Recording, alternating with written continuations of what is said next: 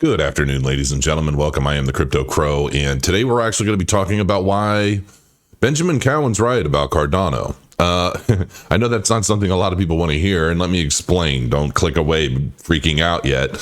But somebody had pointed out that Benjamin had called me out in a video. Not called me out. Gave me a shout out. Basically saying, if you want to know more about Cardano, go see Crypto Crow. That's what he does. And, and I appreciated that. I like Benjamin Cowen quite a bit, honestly. And we may not see eye to eye exactly on the way he does his charting or his price projections or any of that. Some of it I do. I very much value what Benjamin does. But there's a sentiment that he lays out that apparently a lot of people do not like. And I'm going to explain, number one, why he's actually right, and two, why it's okay.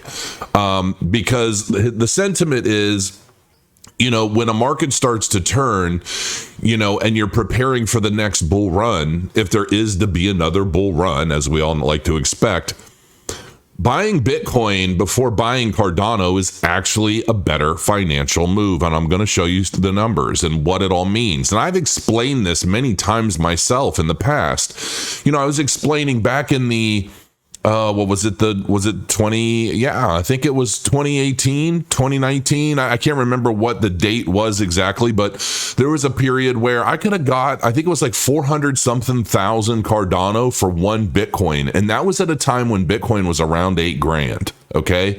And there's a reason for that. And that's ultimately what I think Benjamin is trying to explain to people. He's not saying buy Bitcoin instead of Cardano because Bitcoin's better. That's not what he's saying, and I'll show you. So let's look at some numbers here. Well, we're going to look at a chart first. I think that'll be the easiest way to visualize what I'm talking about. So what you're seeing right here is actually a Cardano versus Bitcoin chart. Okay. So this is basically Cardano's value against Bitcoin ultimately dropping post peak. And as you can see, this just continues to go down, go down, go down. And this is basically saying that at the time of these candles, this is relative to how much Cardano you could ultimately get with one Bitcoin, because this is Cardano's value ultimately dropping faster than Bitcoin's value is. Meaning, if you had a Bitcoin at the peak of this market, held on to that Bitcoin and waited for all the way until what was ultimately the October bottom, okay, last month, you would have got more Cardano for that one Bitcoin than you would have at any other time down here. Basically, you've got a Bitcoin at the peak of the market. You didn't want to sell it or liquidate it. You wanted to hold on to it and buy Cardano with it when the trade-off was the most beneficial. Well, that would have been this line right here. This would have been October. And, the one previous to that would have been somewhere around here in June of 2023. So we're going to look at some numbers here real quick on a little chart. And this is what I'm talking about. So December 15th of 2021, Bitcoin was 50 grand. Cardano was $1.22. So if you had a Bitcoin and you bought Cardano with it, you could have got almost 41,000 ADA.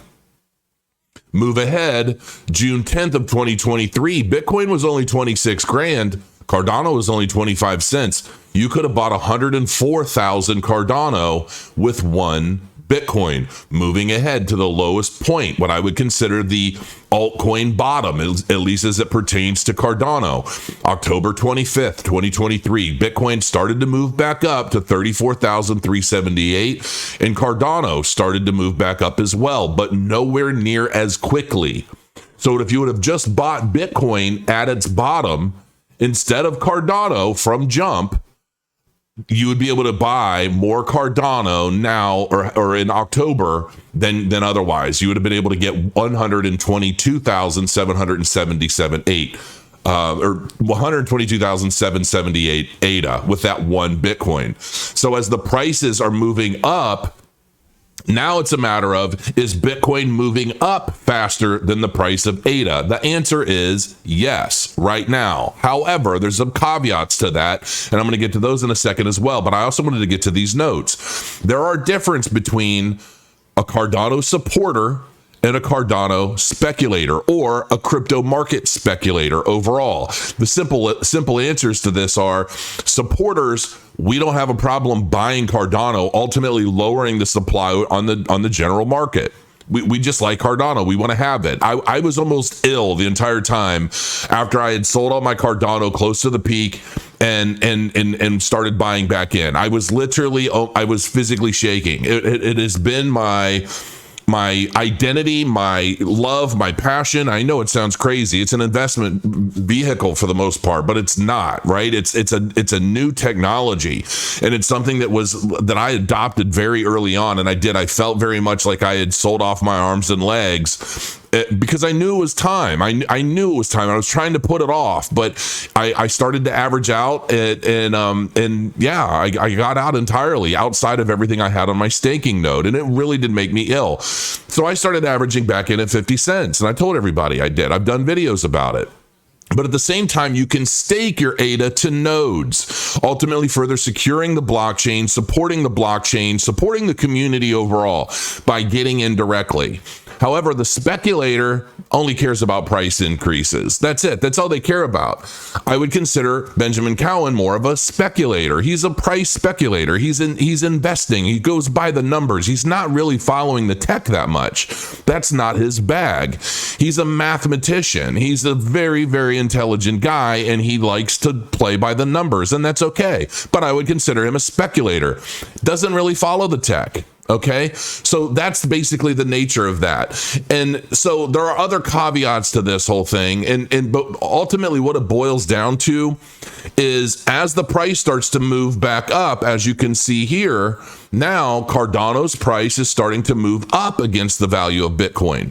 But one of the things that you can't really prepare for in Cardano and Bitcoin, if you're going to play the two, is that Cardano can very much, hold on, let me get rid of this. Where is it? Cardano can very easily go on a tear out of nowhere and jump 50%. I mean, and we've seen it multiple times. The same way, if you look at the charts, you can see that the value of Cardano can drop significantly against Bitcoin out of nowhere. The reverse is true in a bull market. And so you never really know when that perfect position is going to be, especially now, because keep in mind, when all of this was happening before, this was before Cardano was even really finished. I mean, we didn't even really have smart contracts prior to the peak of the market. We were just getting some of this stuff coming together. And while it did help, it wasn't a completed project. We didn't have a lot of the stuff. We didn't have TVL. We didn't have any of these metrics that were ultimately raising Cardano's valuation up against, other projects. What was raising the valuation was purely speculation up to a certain point. It was people that just watched the charts and only cared about the numbers, like Benjamin Cowen, just kind of, well, this looks like a good investment based off of its rise, and it's, and that's cool. It's not a reason to hate the man, okay? Because that's the majority of the cryptocurrency space. And whether or not we want to admit it, we wouldn't care that much if it were just about the tech, right? Would we literally be spending and investing thousands or tens of thousands or hundreds of thousands of dollars in a cryptocurrency space just because we like the technology and we never expected to get a return on that investment? Absolutely not. So let's just be fair about it.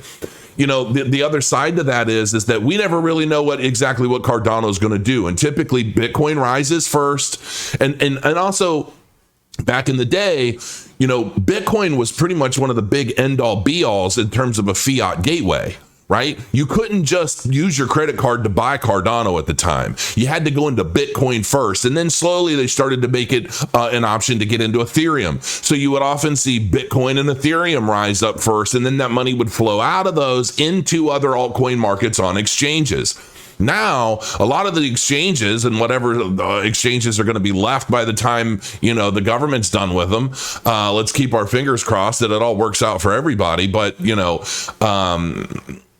Yeah, I mean, the reality is that now you can set up a credit card, a bank account, your PayPal, whatever, and you can pretty much go directly into any altcoin you want. So I'm hoping to see there not be as much of a discrepancy in price between Bitcoin and the rest of the market as its dominance continues to wane in favor of all of the different blockchains out there, against all of the communities that are rising up in favor of their particular blockchain project, their layer 1, their layer 2s, their dApps, and so forth. So this is going to be an interesting new market cycle for sure. But ultimately, Benjamin Cowen's right, folks. You don't have to like kick him in the teeth all the time. He's just going by the numbers as he sees them. And listen, I made predictions that I was not accurate about. I thought Bitcoin or Cardano was going to go to $8 in the last cycle, and all the numbers worked out to that effect. Maybe it'll be this cycle. You know, oftentimes I've found that even the predictions that I was quote unquote wrong about since 2017 ultimately did come to pass. I've just got the timing wrong. And that's honestly, that's one of my biggest hurdles in being always right sometimes,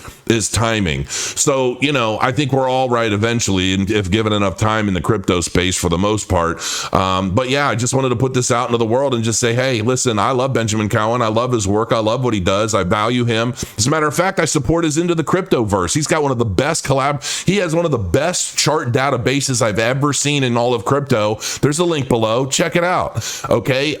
Yeah, I mean, he has the data. The man is a data-driven monster. Okay. So when he says something, I definitely pay attention, but he looks at the numbers and the charts and the ebb and flow of price action against other things in the world. He looks at on-chain metrics and things like that, but he's not necessarily the tech behind it. He's not as interested in the tech side of things. Maybe he is. Maybe he's into it more than he leads on, but I'm about the tech. I'm about the future. I'm about the disruption of everything that Cardano is being designed to achieve. That's what drives me more than price action, and that's one of the reasons why I am comfortable averaging in at a much higher price and, you know, bringing my average buy-in to around 35 cents over time. And, you know, and that's why I do what I do, right? We each have our role in the cryptocurrency space, but ultimately I know that Benjamin Cowen comes from a very good place, and I definitely respect him fully.